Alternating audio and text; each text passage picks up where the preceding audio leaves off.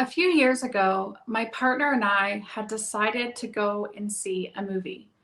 We decided to see Judy, the movie based on the life of Judy Garland. The night was perfect. We found a parking space close to the front of the theater. We found perfect seats in the theater, and the smell of buttery popcorn filled the air. I could not have been happier.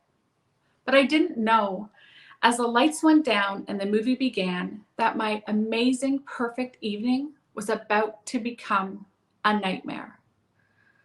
About halfway through the movie, there was a scene where the director of The Wizard of Oz began to twirl his finger gently and creepily around on Judy Garland, Dorothy's chest.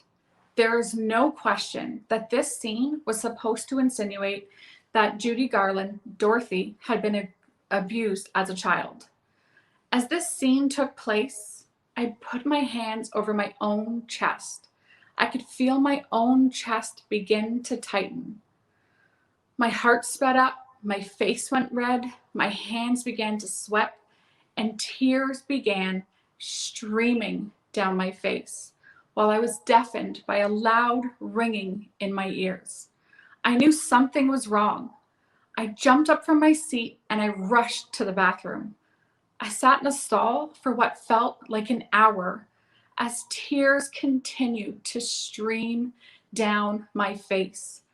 I just needed to catch my breath. I kept sitting there thinking, why am I feeling so triggered?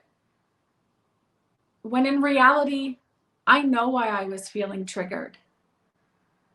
I was feeling triggered because my childhood was far from easy, and unfortunately, trauma was as common as hide and go seek. I myself have experienced different types of abuse in my life, including domestic violence, psychological abuse, and even rape. Some of the abuse is clear, some of the abuse is still unclear. This is actually what made me want to do the work that I do today. I work on the front lines of social services as a caseworker. I love my job. I love being able to create a safe space for my clients to compassionately honor their emotions. However, I used to struggle in my own role at work. You know that saying, those who can't do, teach? That was me for a really long time.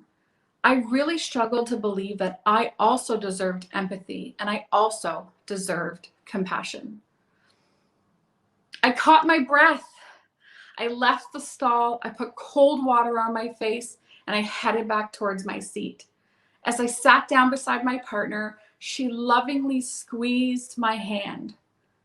I took 3 deep breaths, and I felt safe, if just for a moment. The next day, when I went into work, I found myself sitting across from this disheveled, drawn-out, lovely woman who appeared to have not slept in 100 years. Her face was hardened from years of addiction and abandonment.